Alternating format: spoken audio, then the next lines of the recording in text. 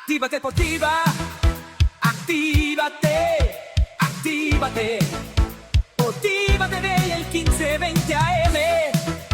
Actívate, actívate, actívate. Muévete a la derecha con temas de salud, bienestar y fuerza. Valores que inspiran, noticias que cuentan, análisis política, la verdad despierta. Actívate, Deportiva, actívate, actívate Deportiva. Muy buenas tardes, Puerto Rico. Gracias por estar aquí con nosotros un día más aquí en Actívate al Mediodía. Mi nombre es Joe Vargas y el día de hoy vamos a estar aquí en la sección con Angie González Sin Adorno y tenemos como invitada a Joan Rodríguez Bebé. Antes le quiero dar las gracias a todas las personas que se conectan con nosotros a través de Facebook, a través de Twitter, a través de X, a través de todas las redes sociales, incluyendo Rumble, incluyendo las personas que se están uniendo a nuestro canal en YouTube. Recuerda que ya volvimos a estar nuevamente en YouTube y quiero darle las gracias a actualmente me parece que ya sobrepasamos las 12 millones de visualizaciones solamente en la red social Facebook, y le quiero dar también las gracias a las personas que nos están viendo a través de la plataforma Roku y sobre todo a las personas que nos están viendo ahora mismo en vivo a través de su televisor, a través de Liberty, a través de Claro y a través del 8.1, el 8.2 y el 8.8. Y no me quiero olvidar de las personas que nos están escuchando ahora mismo a través del 1520 AM. Muévete a la derecha. Hoy martes, que tenemos el programa aquí Sin Adorno con la doctora Angie, tenemos el gusto de tener a la senadora Joan Rodríguez Bebé para conversar sobre el proyecto de ley el 297, que pretende crear una regulación al aborto. La aprobación de este proyecto, si lo firma la gobernadora, marcará un antes y un después en la práctica del aborto en Puerto Rico y ha levantado diversas opiniones a favor y en contra dentro de los grupos pro vida. Fíjese cómo no estoy hablando ni de siquiera en el área conservadora, sino generalmente en el área pro vida. Pues existen dudas sobre si la medida beneficia o no a quienes aún están en el vientre materno. Así que el espacio donde conversamos, TIVA lo presta con el deseo de ofrecer acceso equitativo a la información, reconociendo que con el alcance de nuestro medio podemos llevar un mensaje que permita un mejor entendimiento entre los diferentes puntos y mantener una apertura intelectual que nos permita discernir, y lo más importante, discernir con equilibrio. TIVA TV reafirma su compromiso con el ejercicio responsable de la comunicación pública, promoviendo espacios donde la verdad pueda ser examinada con objetividad, transparencia y respeto a la dignidad humana, no solamente de los que estamos aquí, sino las personas que interactúan con nosotros en las redes sociales, lo cual para nosotros es sumamente importante, esa participación desde ese ámbito de respeto. Por eso, reconociendo el valor espiritual que guía este canal, siempre este programa, ustedes saben que lo iniciamos con el Padre Nuestro para invocar la sabiduría de Dios sobre todos los participantes, sobre todos los televidentes, sobre todos los internautas, a fin de que el producto del programa podamos desarrollar prudencia, justicia y un entendimiento mutuo. En eso descansamos, en que ahora, ¿verdad?, con el Padre Nuestro que transmitimos, pues podamos meditar y podamos entonces desarrollar este tema a fin de lo más importante, que es poder nosotros proteger la vida, que estoy seguro que ese es el objetivo de todas las partes que se encuentran, no solamente aquí, no solamente la doctora Angie, no solamente con Joan, sino que todas las personas que están en este canal y la mayoría de las personas que nos están sintonizando ahora mismo. Así que vámonos con el Padre Nuestro, señor director, y regresamos. Ya otro, señor director. Padre nuestro que estás en el cielo, santificado sea tu nombre. Venga a nosotros tu reino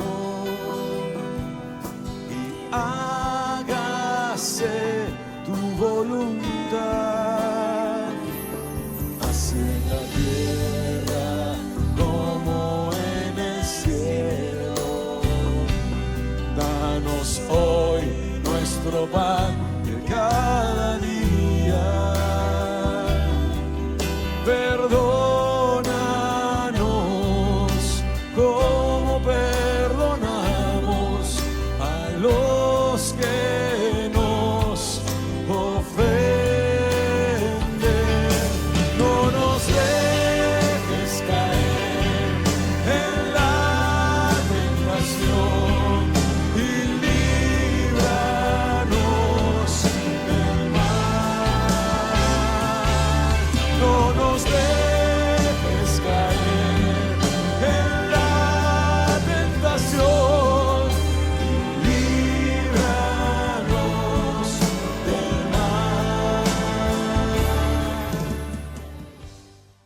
muévete a la derecha. Con temas de salud, bienestar y fuerza. Valores que inspiran, noticias que cuentan, análisis política, la verdad despierta. Actívate, Portiva, actívate, actívate Portiva. Y regresamos aquí a Activa TV y tenemos aquí con nosotros y presentando a la doctora Angie González en su sesión senador. No, Angie, Sí, buenas señor. tardes otra vez. Aquí de nuevo. Gracias a las personas que nos están sintonizando a esta hora. Hoy tenemos una invitada muy especial y le damos muchas gracias porque ha querido, ¿verdad?, estar con nosotros en esta tarde. Es la senadora Joan Rodríguez Bebe y vamos a tener la oportunidad de conversar, ¿verdad?, con calma, sin prisa, sobre el proyecto del Senado 297, que la semana pasada, pues aquí también tuvimos la oportunidad de explorar. Teníamos entonces a la representante Lizy Burgos y pudimos también escucharla a ella. Bueno, y también pudieron escuchar algunas opiniones nuestras, porque yo no estoy tan clara de que este proyecto sea algo que yo respaldaría, y para eso entonces pues hemos invitado a la senadora Joan Rodríguez Bebe. Senadora, gracias por estar aquí. Gracias por invitarme y por el espacio y la oportunidad de poder dialogar con calma. Claro, sin ajoro. Sin ajoro, que es tan difícil, ¿verdad? Exacto. Se hace conseguir esos espacios de diálogo pausado en los distintos medios. Así Sí. que mi agradecimiento por la oportunidad de poder compartir este diálogo para beneficio de las personas que nos van a estar escuchando. Claro que sí. Este canal siempre está abierto para usted. Gracias. Senadora, ¿puede explicarnos el proyecto 297? Claro que sí, Angie. Mira, primero que todo, me gustaría comenzar explicando en qué contexto nace el proyecto del Senado 297. ¿Cuáles fueron las condiciones o las circunstancias que permitieron el lenguaje final que hoy estamos discutiendo? Tenemos que recordar que en el 2023, la comisión que yo presidí el cuatrienio pasado en el Senado, que era la Comisión de Vida y Familia, llevó a cabo un proceso de vistas públicas para evaluar el proyecto del Senado 495, que también tenía que ver con el tema del aborto y las menores de edad. A raíz de ese proceso de vistas públicas, la comisión obtuvo información que indicaba que posiblemente las clínicas de aborto en Puerto Rico estaban incumpliendo con el mandato de ley de hacer los referidos a las autoridades cuando tenían ante sí casos de menores de edad que acudían a las clínicas a abortar bajo sospecha de agresión sexual. ¿Qué sucede? Nosotros en la comisión hicimos un referido al Departamento de Justicia a la luz de la información que hayamos obtenido. El Departamento de Justicia lleva a cabo una investigación y concluye que en efecto las clínicas de aborto en Puerto Rico, que son 4, estaban incumpliendo con el deber de referir a las autoridades los casos de menores de edad que acudían bajo sospecha de agresión sexual. En aquel momento no se radicaron cargos porque el delito estaba prescrito, pero sí se identificaron los elementos del delito. Eso para empezar. Aparte de eso, el Departamento de Justicia reveló que producto de ese referido y de la investigación que llevaron a cabo, identificaron 10 casos de menores de edad que habían abortado bajo sospecha de agresión sexual, donde estaban los elementos del delito, pero decidieron por distintas razones no proceder con una investigación. Pero de estos había 2 casos que el departamento identificó donde en efecto esas menores fueron forzadas a abortar por el agresor sexual y sus padres no tuvieron conocimiento de estos hechos hasta luego del evento. Incluso uno de ellos, los padres advinieron a conocimiento producto de la investigación que nosotros referimos al Departamento de Justicia. En resumen, esto quiere decir que en Puerto Rico hay evidencia provista por el propio Departamento de Justicia de que en efecto menores de edad en nuestro país estaban siendo llevadas a abortar por un agresor que a través del aborto encubría su delito. Además de esto, también en sus hallazgos, el Departamento de Justicia reveló que por lo menos en la mitad de los expedientes no hay información sobre con quién esa menor fue a esa clínica. Eso fue discutido en la legislatura, yo creo, ¿verdad? Todo esto se discutió el cuatrienio pasado. En la legislatura. En la mitad de esos expedientes, las clínicas no documentaron quién llevó esa menor, con quién se fue esa menor después del procedimiento, si fue con un adulto, quién era ese adulto. Solamente en la mitad de los casos, de alrededor de 76 casos, es que se identificó. En la otra mitad no se sabe cómo esa menor llegó allí ni con quién se fue. Bien, ¿por qué digo esto? Porque ese es el contexto, esa es la información y los datos que se lograron obtener y que dieron paso a la elaboración del lenguaje final del proyecto, tanto el cuatrienio pasado como de este año. Con esto comienzo para establecer que el propósito puntual, Angie, de este proyecto, fíjense que ustedes hicieron la introducción y hablaron de un proyecto para regular el aborto, pero realmente el propósito puntual de este proyecto, que bien toca el tema del aborto, es evitar el encubrimiento del delito de agresión sexual a través del aborto. Ese es, si lo vamos a definir de alguna manera, el propósito específico, es atender el tema del encubrimiento que sabemos que estaba ocurriendo en nuestro país a través de la práctica del aborto. Teniendo este propósito claro, es que se elabora el lenguaje del proyecto.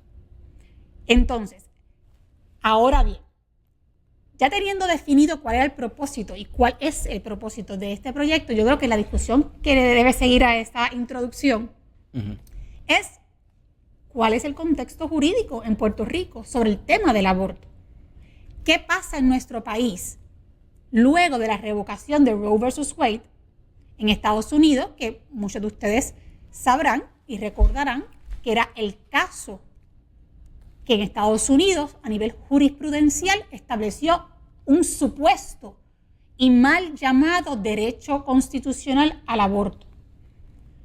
Ese caso fue revocado por el Tribunal Supremo de Estados Unidos y, por lo tanto, a raíz de esa revocación se ha generado en Puerto Rico un debate sobre cuál es nuestro estado de derecho actual en materia de aborto.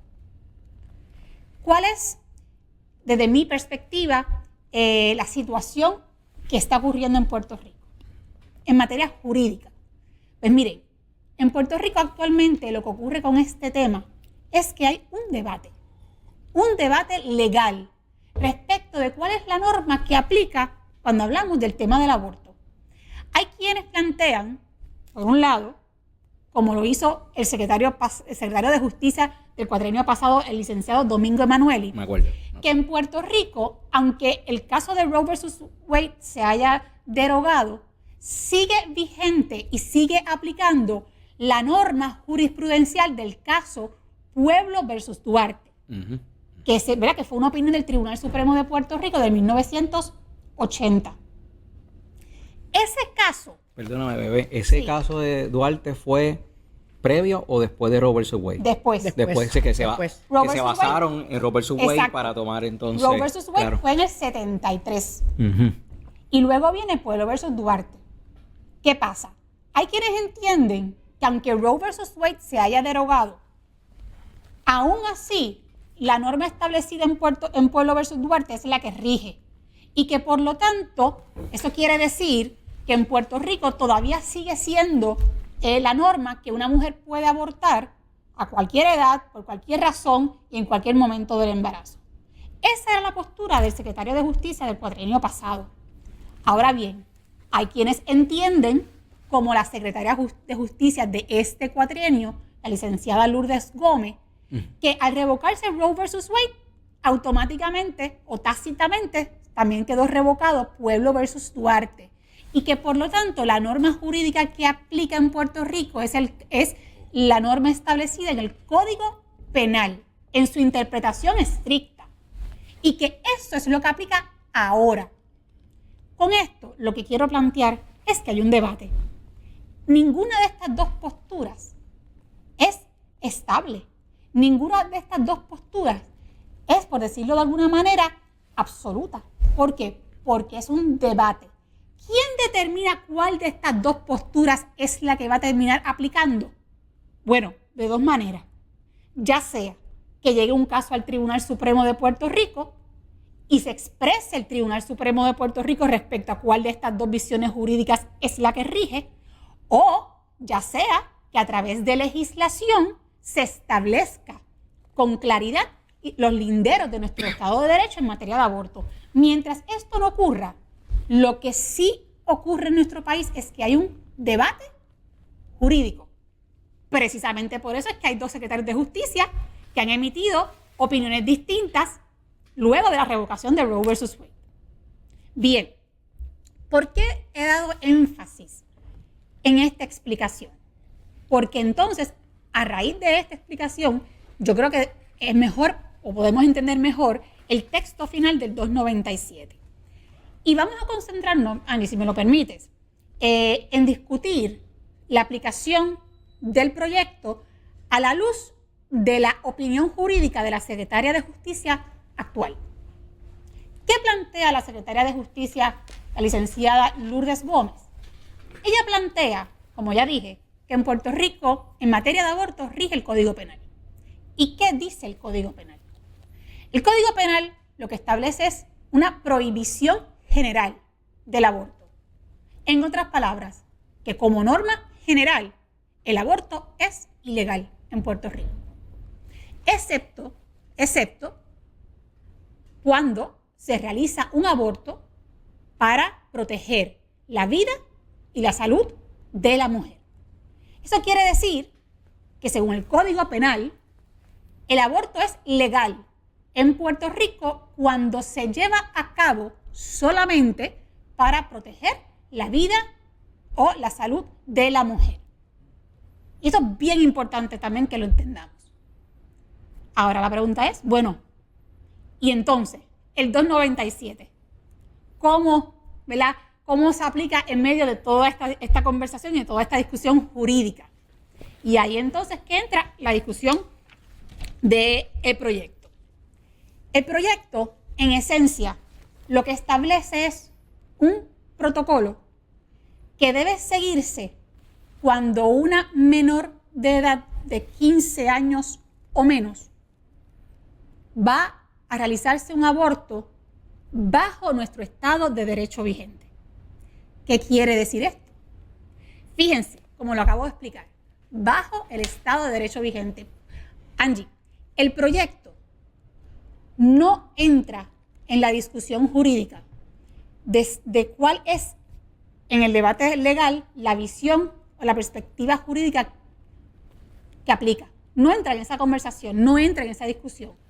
El lenguaje final del proyecto, el que se aprobó, habla de cuando una menor de edad se realiza una terminación de embarazo bajo el Estado de Derecho vigente. ¿Cuál es el Estado de Derecho vigente? El que se determine en el momento. Es decir, actualmente, ¿cuál será el Estado de Derecho vigente? Bueno, por el momento, el que la Secretaría de Justicia ha pronunciado públicamente. Pero eso puede cambiar, porque mañana pueden nombrar otro secretario de Justicia que tenga una opinión distinta, o mañana el Tribunal Supremo de Puerto Rico puede recibir un caso y emitir una opinión distinta, o se puede legislar otra cosa. Es decir, que bajo el Estado de Derecho que aplique, bajo el que aplique, siempre que una menor de 15 años o menos vaya a procurarse un aborto, se tiene que aplicar este protocolo. Pero ahora es ilegal. O sea, ahora es ilegal porque por el Código Civil. Y me corrige, ¿verdad? Penal. Exacto. Ahora mismo, fíjense, bajo la interpretación de la Secretaria de Justicia actual, bajo esa interpretación, una menor solamente pudiese realizarse un aborto en Puerto Rico de forma legal si es para salvar o proteger su vida o su salud. ¿Y qué dice el proyecto? Pues que cuando así ocurra, cuando se procure un aborto bajo el Estado de Derecho vigente, que sería la interpretación que actualmente defiende la Secretaría de Justicia, cuando una menor de 15 años o menos se procura un aborto para proteger su vida o su salud, se tiene además que llevar a cabo un protocolo específico que con el objetivo de evitar el encubrimiento del delito de agresión sexual. ¿Me estoy explicando? Perfectamente. Sí. Ok, sigo. Sí. ¿Me pueden interrumpir? No, Que si no, yo sigo aquí. No hay problema, continúa. Ya mismito voy con mis preguntas. Vamos con las preguntas. Tengo una duda, Sí. por favor. Ok. Es ilegal el aborto ahora mismo. Pero y esto es una pregunta porque no es que no tiene que ver con el proyecto, pero me dices que es según la interpretación de la Secretaría de Justicia actual. ¿Por qué está en manos de la Secretaría de Justicia el que existan estas clínicas de aborto por ahí? Porque si en el Código Penal dice que es ilegal, ¿qué está pasando? Porque no la cierran.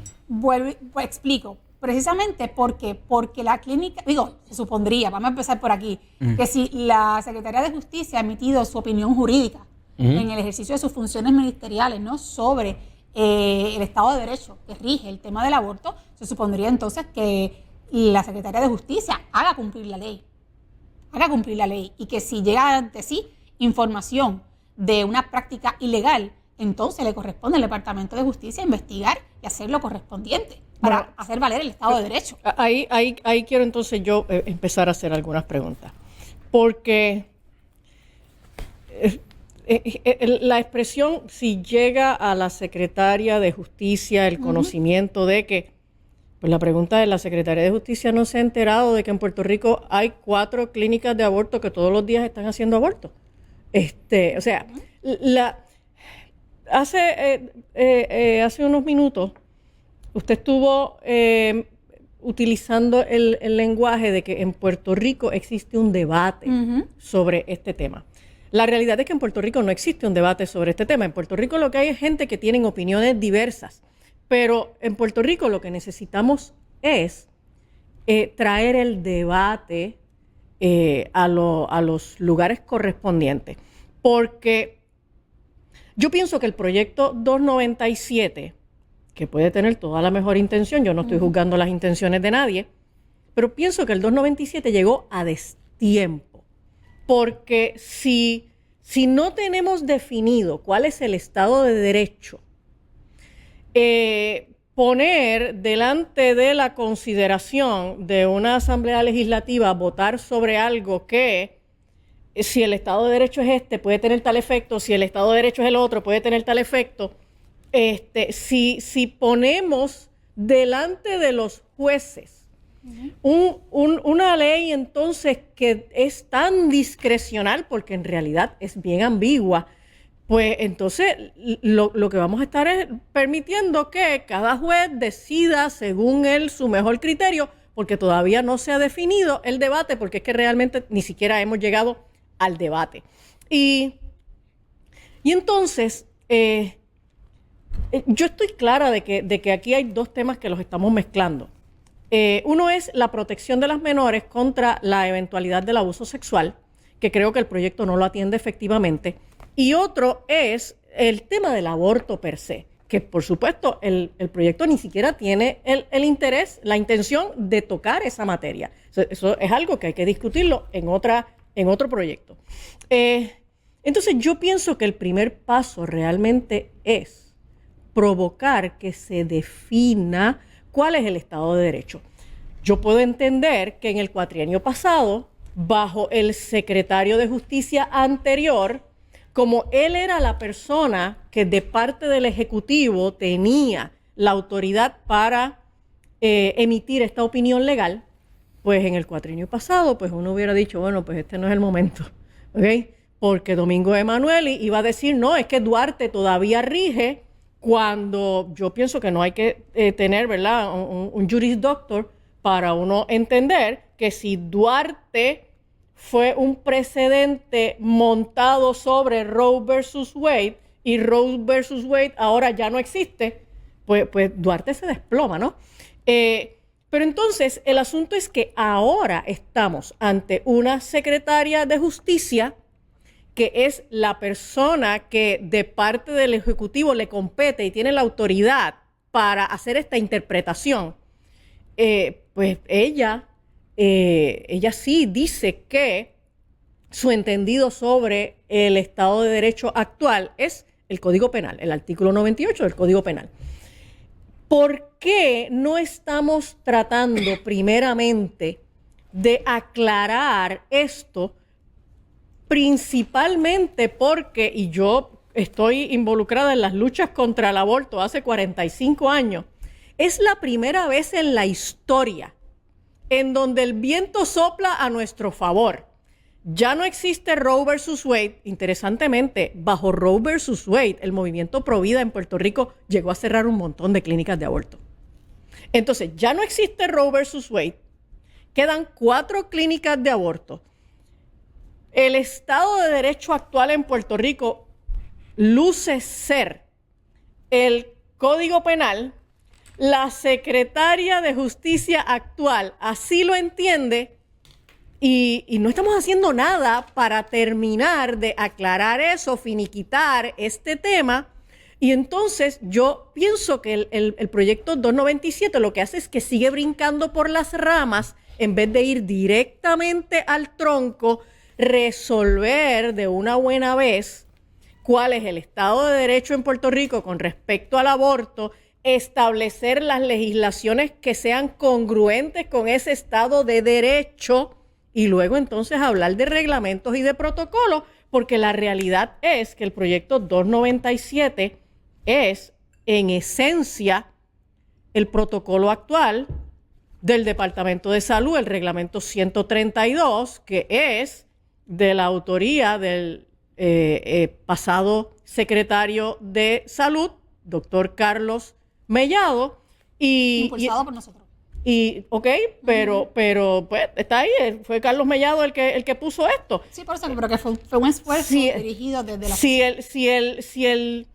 Si el lenguaje de este reglamento fue de la autoría de ustedes, pues entonces todavía con más razón, pues ustedes saben que ustedes fueron los que propusieron que este reglamento existiera y este reglamento atiende lo mismo que atiende el 297. Entonces la pregunta es, si no tenemos definido el Estado de Derecho, ¿por qué mejor no nos quedamos con un reglamento en materia estratégica?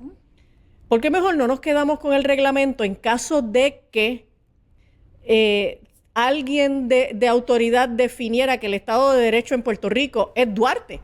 Porque si el Estado de Derecho en Puerto Rico es Duarte, no nos conviene elevar el reglamento al nivel, al rango de la ley, ¿ok? Y entonces, claro, si alguien con autoridad define que en Puerto Rico el Estado de Derecho es el Código Penal, pues entonces, qué bueno, porque entonces sí, los jueces se verían en la obligación de interpretar el 297 de acuerdo al Código Penal, que diría que únicamente estas menores y cualquier otra mujer puede hacerse un aborto en caso de una emergencia que amenace la vida. ¿Ok? Bueno, voy por parte. Adelante. Ok. Bueno, importante. Y en esto podemos establecer, ¿verdad?, una diferencia nosotras dos en cuanto a cómo interpretamos la aplicación de lo que se propone. En efecto, como yo he planteado, en Puerto Rico existe un debate sobre cuál es el Estado de Derecho. Si no existiera, no estaríamos enfrentando posturas tan distintas entre secretarios de justicia luego del mismo fenómeno que fue la revocación de Roe versus Wade. Precisamente porque existe ese debate es que se abre el espacio para interpretaciones diferentes. Es bien importante, Angie, desde el punto de vista jurídico, entender que el Estado de Derecho lo va a determinar de forma, digamos así, estable. O un tribunal, o el Tribunal Supremo, en una opinión, o a través de legislación. No, nosotros podemos estar aquí pero entonces, ¿por qué no estamos tratando de proponer esa legislación? Esa es la pregunta. Voy a ir parte por parte. Lo que quiero decirte con esto, y lo que quiero subrayar, es que ese debate es innegable en este momento. Es innegable. y que esas son las dos vías, ya sea un caso que llegue al Tribunal Supremo o a través de legislación, que se puede dar una definición estable sobre el tema, que no se preste a opiniones, porque nosotros podemos tener aquí, usted puede decir aquí, Angie, que el aborto en Puerto Rico como norma general es ilegal, pero eso no deja de ser su opinión, no deja de ser una opinión, porque realmente hasta que no haya una expresión del Tribunal Supremo sobre el asunto o legislación sobre el tema, es una opinión jurídica. ¿Ok? Eso está claro. Eso está claro. Ahora bien, ¿cuál es mi opinión? Son varias sobre lo que usted acaba de señalar. Usted dice, pero ¿por qué no buscamos definir entonces por la vía legislativa los linderos jurídicos sobre el tema del aborto? Es que yo creo que hay que hacerlo. En eso yo coincido con usted. Yo creo que eso es un asunto legislativo que tiene que atenderse y que debería atenderse este cuatrienio. O sea, que en eso yo coincido con que ese camino hay que recorrerlo. Ahora, donde no coincido con usted es en que tenía que necesariamente primero hacerse eso para poder hacerlo del 297. ¿Por qué? ¿Por qué no coincido? Porque este proyecto, que lo que busca es establecer mediante ley el protocolo, básicamente ya establecido en el reglamento de salud, contiene un lenguaje que permite su aplicación independientemente de cuál sea el estado de derecho en materia de aborto. Por lo tanto, lo que está ofreciendo el proyecto es un protocolo que pueda ser aplicable. No importa lo que el día de mañana diga un Tribunal Supremo y no importa lo que el día de mañana determine una legislatura. Como nosotros no podemos prever qué se va a aprobar mañana, cómo van a cambiar los vientos, cómo va a resolver el tema el Tribunal Supremo de Puerto Rico, este protocolo permite que haya unos requisitos específicos para cuando una menor de 15 años o menos, bajo sospecha de agresión sexual, se procura un aborto. Es decir, que permite o da la flexibilidad de que siempre hayan unas salvaguardas y unas protecciones mayores, independientemente, Angie, del debate o la discusión y las determinaciones legislativas o jurisprudenciales. Por lo tanto, desde mi perspectiva, si bien hay que recorrer el camino de buscar que legislativamente se defina los linderos del Estado de Derecho, específicamente definiendo qué es eso de proteger la vida y la salud de la mujer, que por ahí es que debemos caminar, pienso que este proyecto, su efecto, que es evitar el encubrimiento a través de la norma establecida, es aplicable bajo cualquier escenario o estado de derecho. Ok, yo tengo entonces, dejando a un lado entonces el tema de cuál es el estado de derecho en Puerto Rico sobre el aborto, tengo entonces algunas preguntas con respecto a cuál es el efecto en términos de proteger a las menores. Yo quisiera explicar entonces el protocolo, Angie, más o menos, para beneficio de quienes no han leído el proyecto, que tengan por lo menos una idea. En esencia, ¿qué es lo que establece el 297 en el protocolo que exige?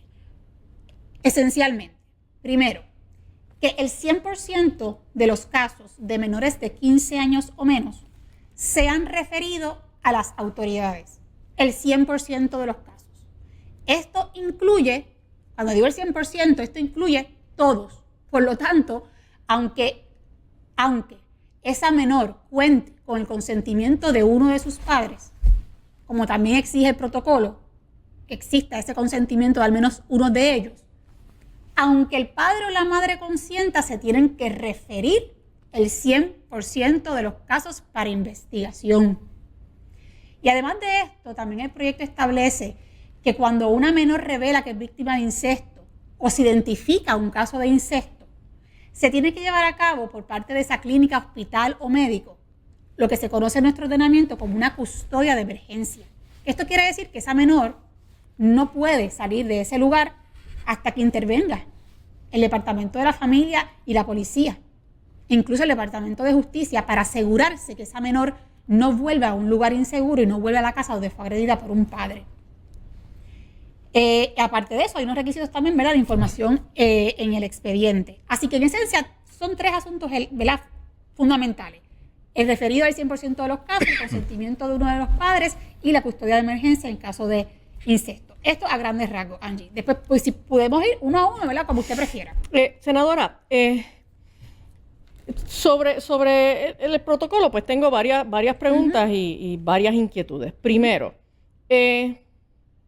¿por qué solamente menores de 15 años hacia abajo? Ok.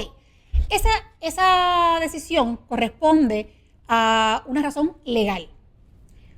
Primero que todo, cuando nosotros hacemos el referido al Departamento de Justicia, la investigación se hizo en la población de menores de 15 años o menos. ¿Por qué?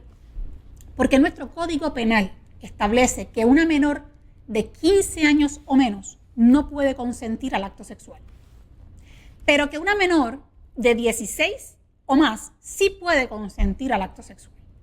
Eso es lo que establece el Código Penal. ¿Qué quiere decir esto para efectos del tema de la sospecha de agresión sexual? Quiere decir que solamente en los casos de una menor de 15 años o menos es que automáticamente, por el mero hecho del embarazo, se constituye la sospecha de agresión sexual. En otras palabras, en una menor de 16 años o más que esté embarazada, el embarazo por sí solo no constituye una sospecha de agresión sexual. Usted no puede ver una muchacha embarazada de 16 años o más y referirla al departamento de la familia porque está embarazada. No puede, porque no constituye el embarazo de esa menor una sospecha.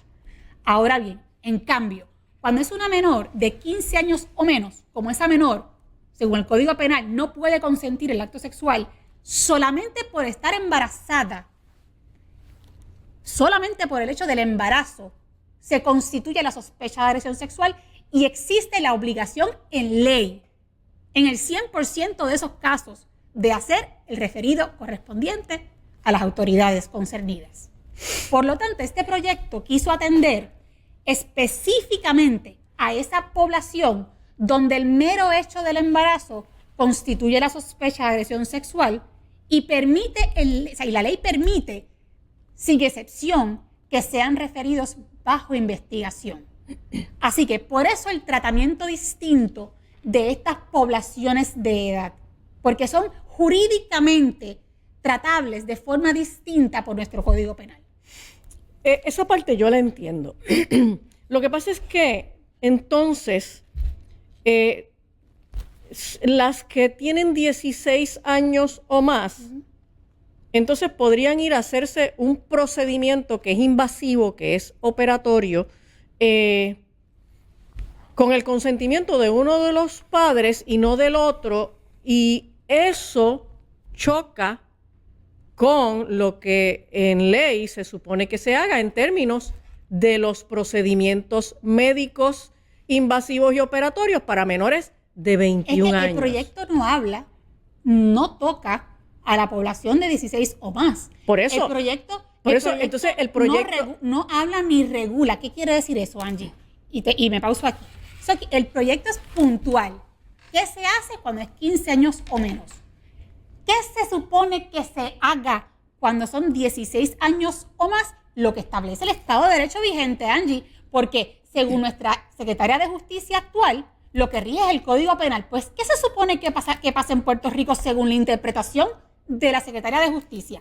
¿Qué se supondría que ocurra? Se supone que ocurra, según lo que dice la Secretaria de Justicia, que se aplique el Código Penal y que ninguna menor, de ninguna edad, incluyendo de 16 a 21, pueda abortar en Puerto Rico si no es para salvar su vida o su salud. Y se requeriría, bajo nuestro Estado de Derecho y normas generales establecidas en la jurisprudencia y en distintas normas aplicables, que también se exige el consentimiento de un solo padre cuando es el caso de una emergencia médica, como lo sería salvar su vida o su salud. Eso ya está regulado.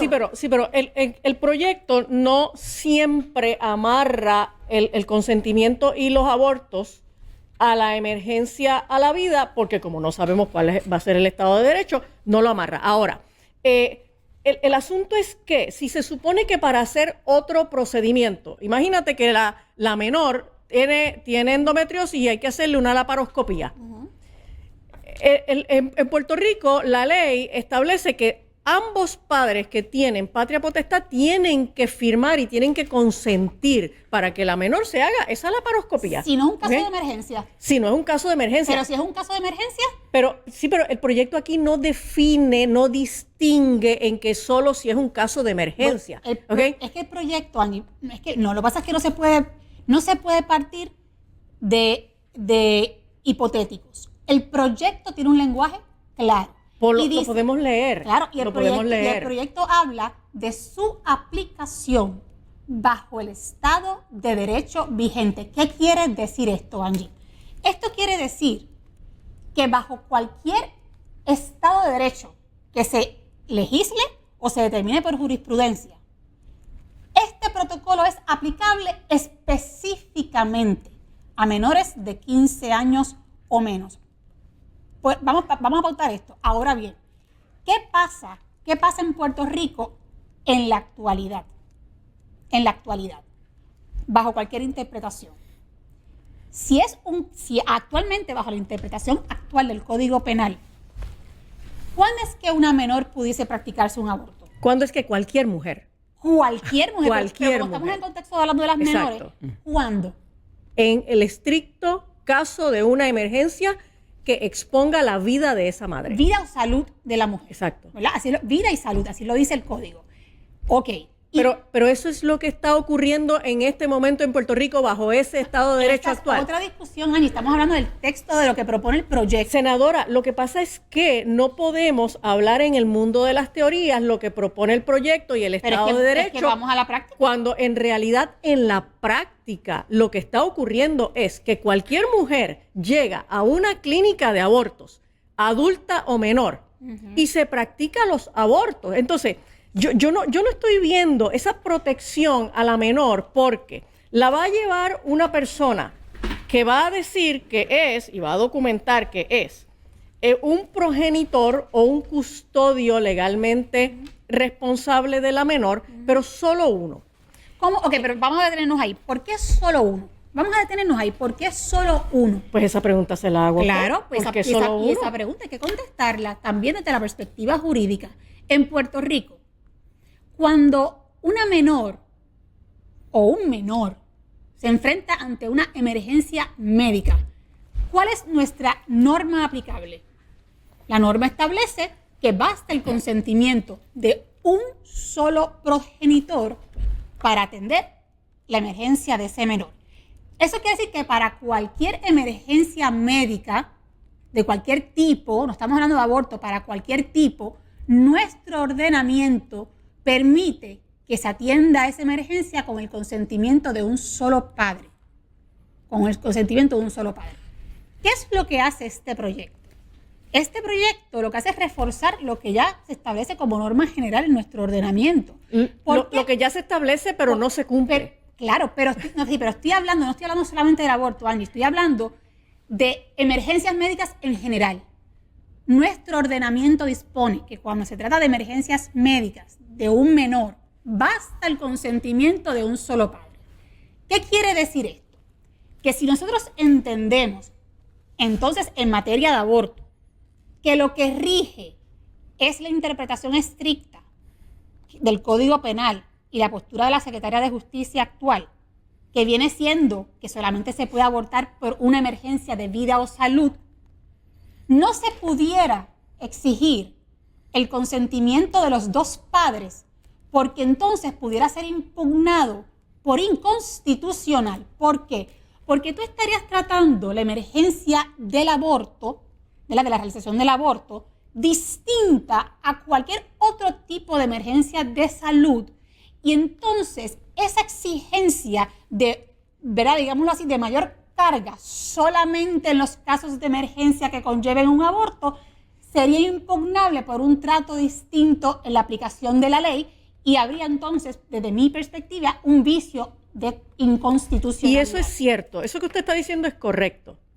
en caso de que entendamos que el Estado de Derecho es el Código Penal. ¿Y si no? Pero, ¿y si no? Vamos a ese escenario. No, pues, vamos a eso, ok, porque si vamos a ese no, escenario. Quiero hacer algo. O sea, yo entiendo lo de Rodríguez Bebé y me va a corregir. Esto es tal vez en arroba bichuelas, que si yo tengo un accidente con uno de los nenes míos, lo llevo al hospital, yo soy un papá que está divorciado, tengo la custodia compartida, yo tengo que dar una firma rápido porque hay que hacer algo de emergencia y aplica que como una emergencia, pues no requiere la firma del papá, pero hay algo que a mí me retumba mucho. Lo que pasa es que, y esto también te lo voy a decir sin adorno legal, lo que pasa es que estamos hablando todo el tiempo del imaginario correcto, que estoy muy de acuerdo por esa línea que va el proyecto, pero hay un pero. Y entonces el pero que a mí me surge es, mira, el problema es que toda esta imaginación de que se cumpla el Estado de Derecho, el problema que nosotros tenemos, es que no se cumple.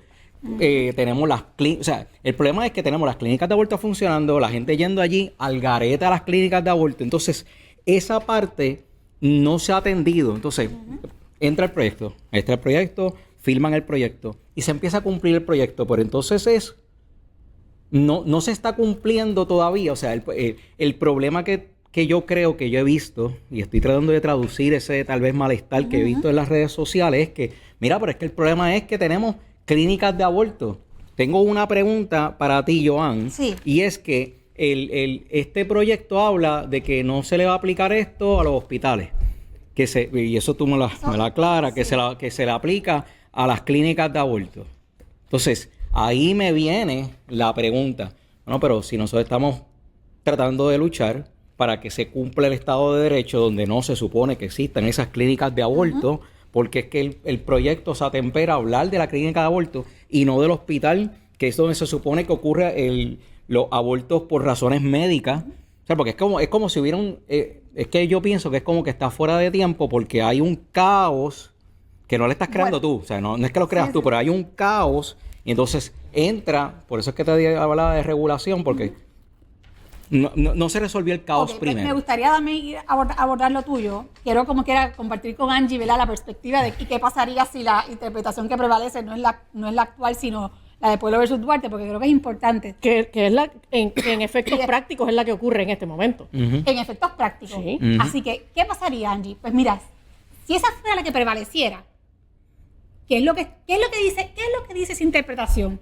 Esa interpretación lo que establece es que en Puerto Rico se puede abortar en cualquier momento, por cualquier razón, en cualquier etapa del embarazo, a cualquier edad, sin ningún tipo de requisito, sin ningún tipo alguno, ni siquiera, es más, en Puerto Rico, Angie, ustedes lo saben, aquí se lleva abortando menores de edad sin que sus padres se enteren, porque tampoco ha habido un requisito de que en caso de aborto tiene que haber consentimiento parental. Eso no existe, eso no existía hasta el reglamento del año pasado, pero eso no existía bajo la interpretación antigua, ¿verdad? O de Pueblo versus Duarte, del secretario Domingo Emanueli.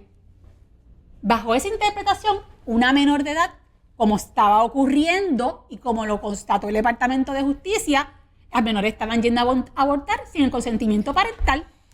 Sencillamente, aquí había un desmadre y una normativa totalmente laxa, por decirlo de esa manera, sin ningún tipo de regulación, lo que incluía que no era requisito exigir el consentimiento parental.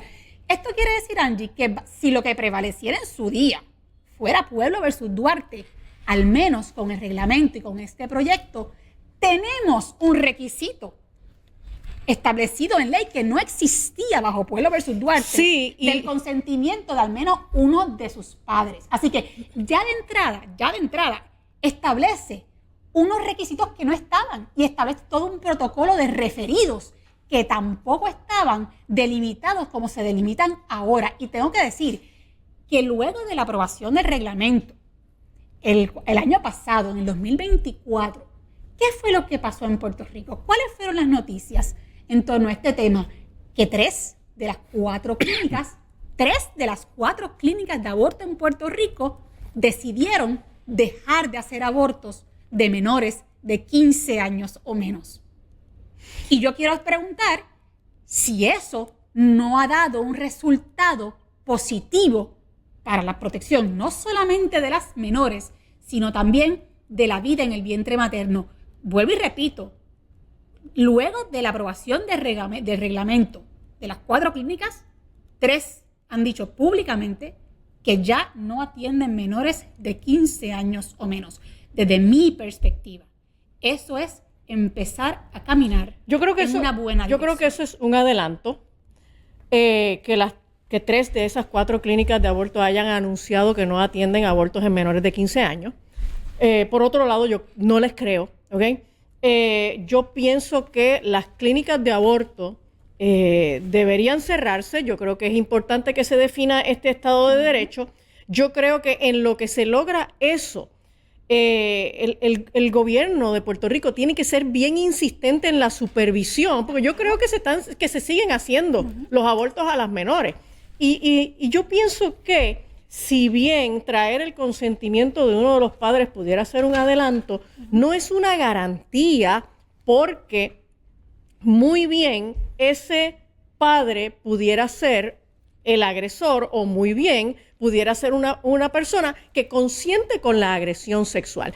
Entonces, el que se ponga un requisito de que la menor, antes de pasar por el procedimiento del aborto, esté frente a un consejero o un trabajador social haciendo una entrevista estructurada de protocolo, que probablemente va a ser una entrevista de 20 minutos, de media hora, pero extendiendo a todo lo más que se pueda.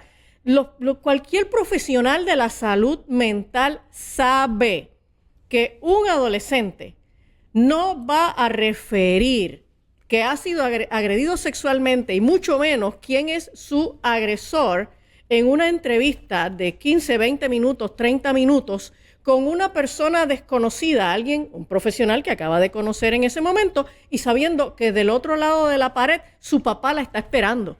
Así que yo puedo ver que en el documento ahí aparece un recurso para que se pueda identificar. Sin embargo, ese recurso no va a ser efectivo. Lo otro.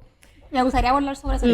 Voy a hacer una breve pausa. Ok, vamos a continuar. No vamos a terminar. Me gustaría contestar sobre y vamos a continuar, o sea, no hay problema. Importante, ¿verdad? Para hacer entonces la pausa, el disclaimer, este es el WRUA TV Fajardo San Juan. Hizo un retransmisora en WRSJ 1520 en San Juan. También recuerda que retransmitimos en el 8.1, 8.2 y el 8.1, el 8.8. Como vamos a continuar, le damos las gracias entonces también a nuestros auspiciadores, que es el Superpan. Recuerda que para adquirir este producto, lo que va a hacer es que va a llamar al 787-903-2382, el 787-903-2382, y le damos las gracias porque gracias a nuestros auspiciadores pues podemos continuar con esta conversación. Así que continuamos. Ok.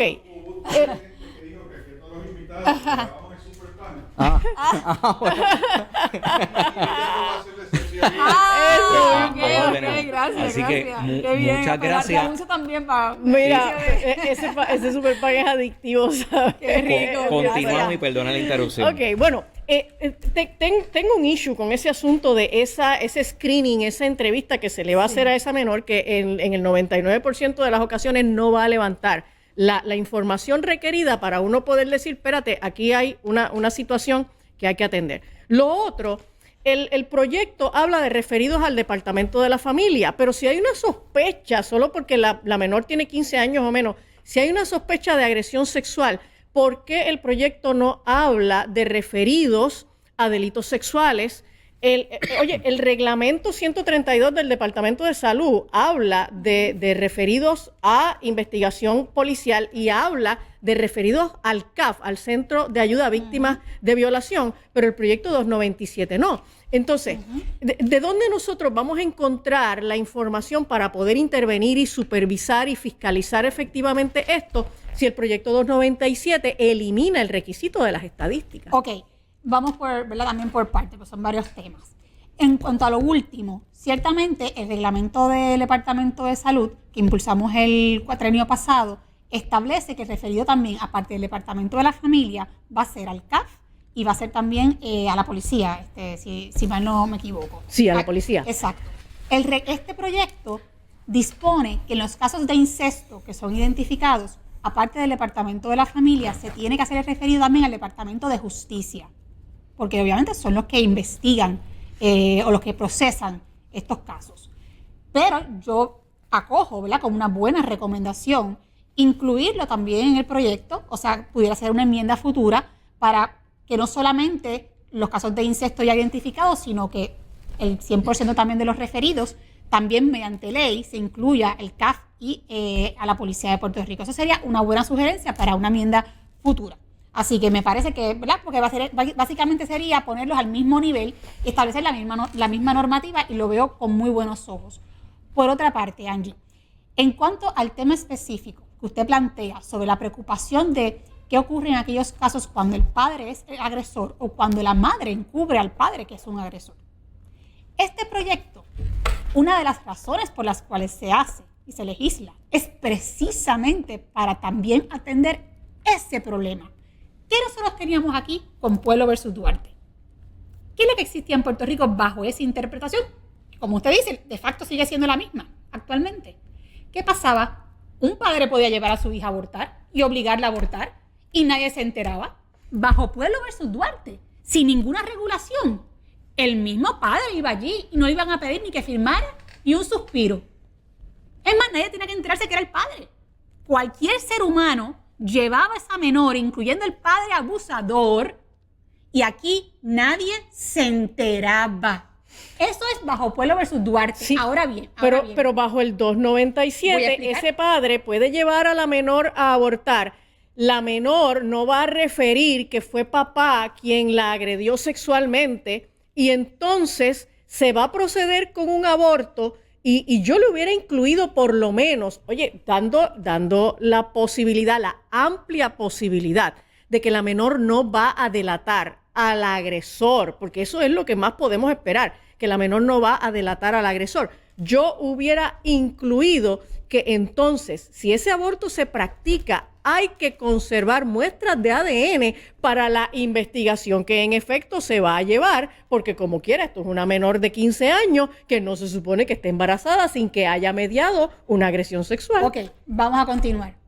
Como decía, bajo Pueblo versus Duarte, Angie, el padre agresor podía obligar a la menor a abortar y era el mismo escenario que usted está planteando ahora mismo. Nadie se enteraba. De hecho, tengo que decir más. Cuando se recopiló la información a través de la investigación del Departamento de Justicia, ¿usted sabe cuántos casos de incesto me informaron las clínicas a mí y a la comisión? En un periodo de 5 años. 0. Increíble. 0. Sí. ¿Qué quiere decir esto?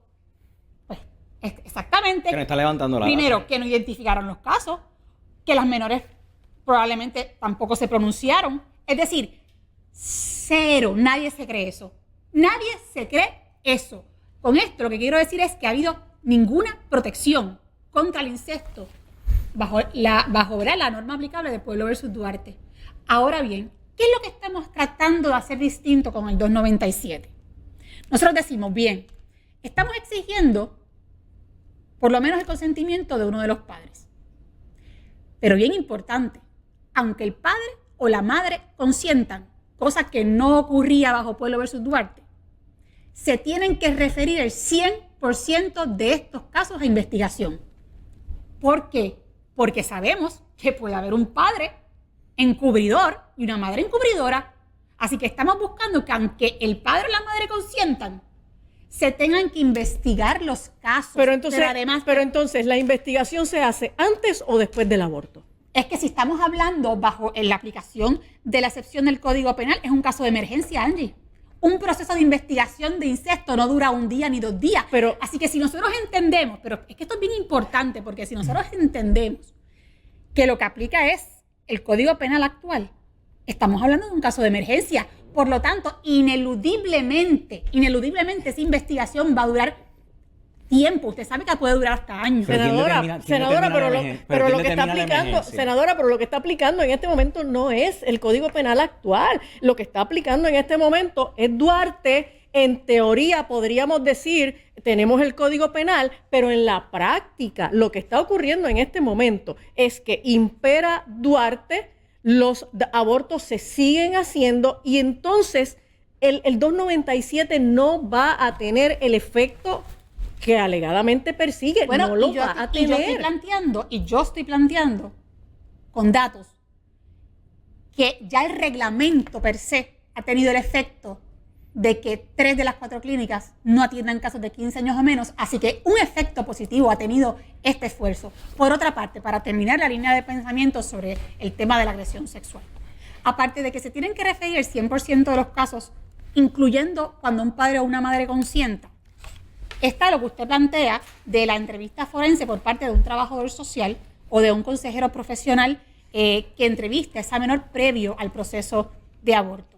Y usted es profesional de la conducta y yo le tengo mucha deferencia a su opinión profesional sobre esa materia. Y coincido con usted en que la mayoría de los casos la menor no va a hablar de inmediato. Eso es lo que ocurre en la mayoría, usted lo sabe. Sí. Eso es un dato también. Y va a pasar con ficha porque la menor no lo va a referir, Y yo le- así que esa- el agresor y yo- la va a llevar y a yo le- hacerse el aborto. Pero es que eso es también lo que ya pasa, lo que quiero decirle. Ahora bien, con este proyecto se está proponiendo un esfuerzo adicional. Vamos a poner que de 100 casos solamente una hable. Es ganancia. Que aunque ninguna hable, se van a referir como quiera. Se van a referir a investigación. Es ganancia. Así que lo que quiero decir es que uno plantea el esfuerzo. Obviamente, el esfuerzo puede ser que no traiga los resultados perfectos que uno desearía, pero es un esfuerzo adicional en la cadena de esfuerzos que se están, ¿verdad?, buscando implementar para buscar identificar estos casos que, vuelvo y digo, no podemos perder de perspectiva que el objetivo central de este proyecto es evitar el encubrimiento a través de la práctica del aborto.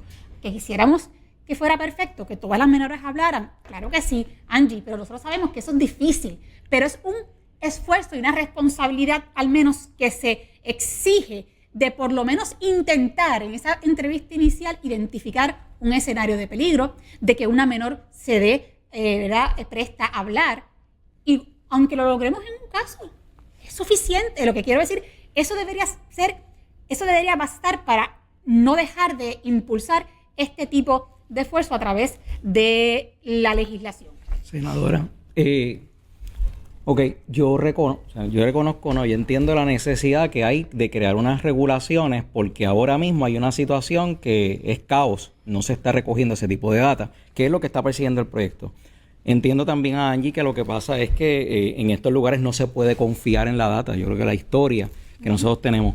Pero entonces la pregunta es ¿por qué es que los esfuerzos de legislación tal vez no fueron dirigidos a tratar de cerrar estas clínicas que son donde está usted viendo estos problemas? Porque si se fija, en los hospitales nosotros podemos ver otras cosas que podemos hablar, pero es en las clínicas de aborto donde está el problema. Entonces, tal vez es porque... Que sepamos, Joe, que sepamos, porque no hay estadísticas de hospitales. Claro, lo que pasa es que tenemos la problemática, antes de entrar en la problemática de hospital, tenemos que entrar entonces en la problemática de la clínica de aborto. O sea, la pregunta es ¿por qué es que no fue entonces un proyecto para tratar de cerrar estas clínicas de aborto? Te contesto, porque el objetivo del proyecto no era ese.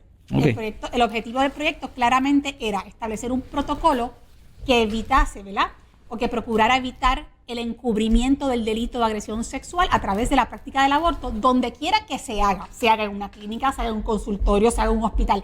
Es decir, que independientemente de cuál sea el Estado de Derecho que en su día impere, o según vaya cambiando de tiempo en tiempo, porque sabemos que las legislaciones cambian con el tiempo, las opiniones jurídicas cambian con el tiempo, que independientemente de cuál sea el Estado de Derecho e independientemente de dónde se practique un aborto en el país, que siempre exista un protocolo mínimo que permita evitar el encubrimiento del delito de agresión sexual.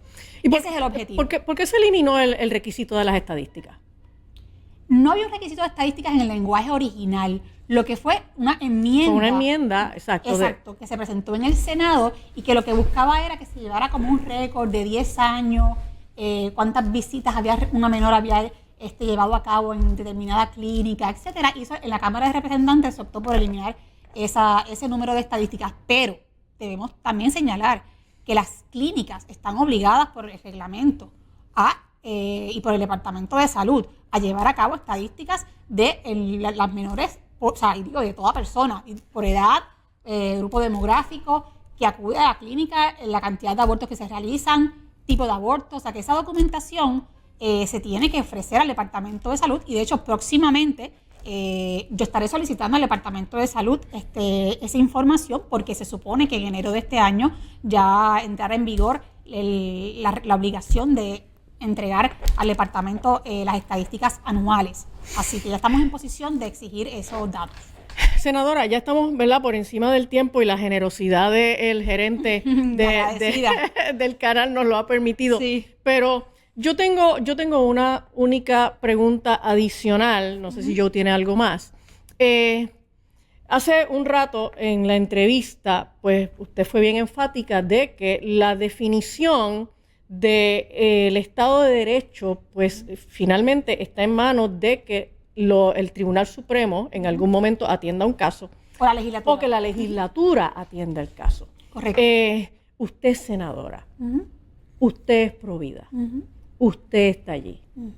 ¿Usted cree que usted puede ser esa persona que origine ese proceso en este cuatrienio para que por fin se defina el Estado de Derecho en Puerto Rico con respecto al aborto? Claro que sí. ¿Podemos esperar eso de Joan Rodríguez Bebe? Usted puede esperar eso de Joan Rodríguez Bebe. Okay. Claro que sí. Joe.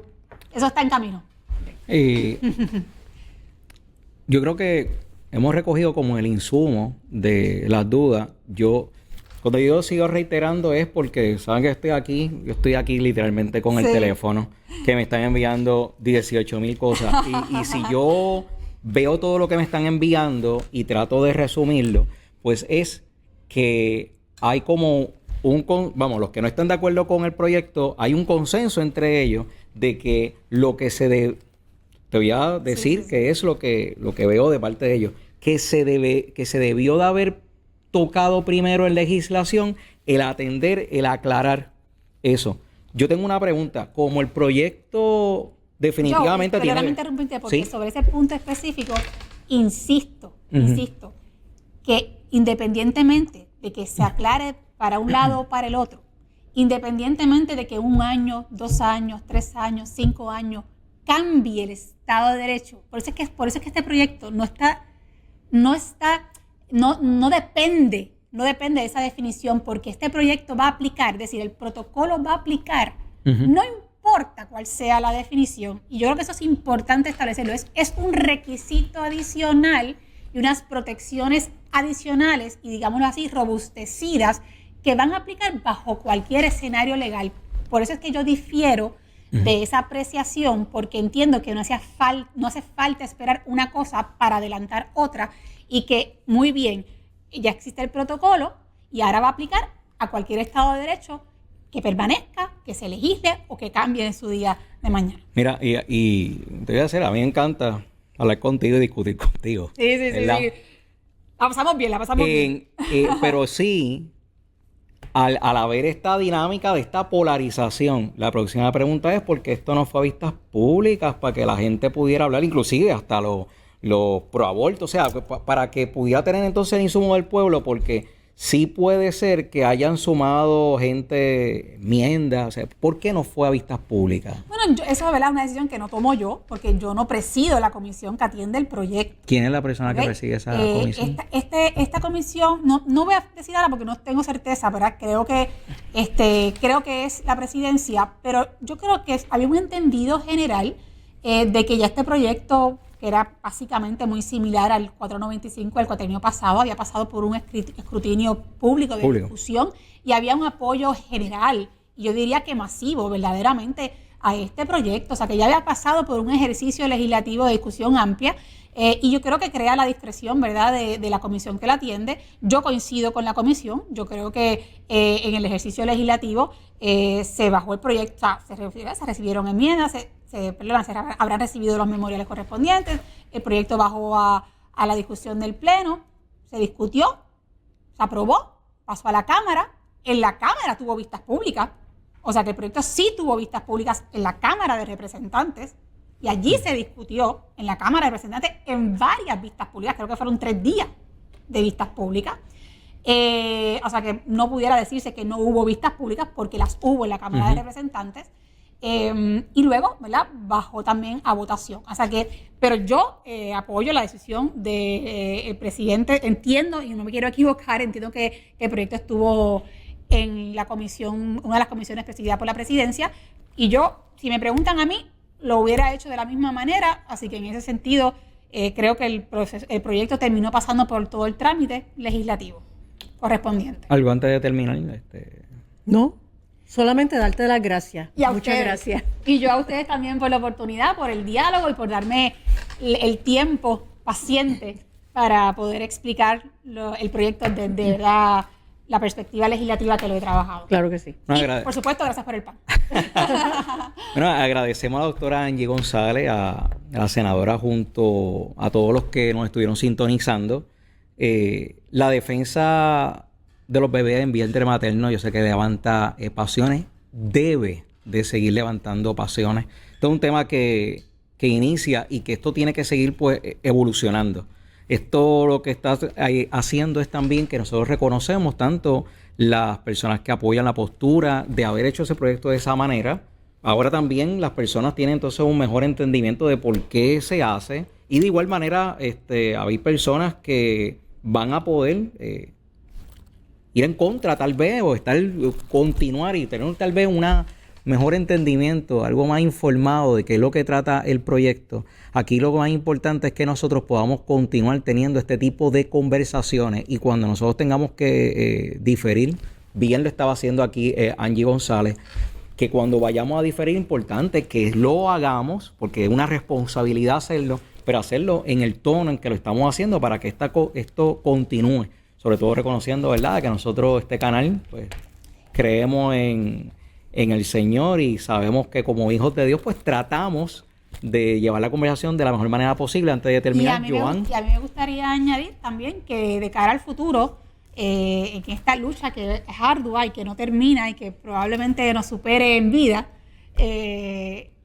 por lo menos mientras yo tenga la posibilidad de contribuir de alguna manera a la consecución del fin que todos queremos, ¿no?, en defensa de la vida humana en todo momento y circunstancia, también aquellas personas a quienes esto les apasiona, porque yo sé que cuando ustedes se expresan sobre estos temas, sienten la misma pasión que probablemente siento yo a la hora de trabajarlos. Y lo atienden, yo creo que cada cual desde el propio celo que cada cual siente en el manejo de un tema tan central y tan importante para nuestros corazones.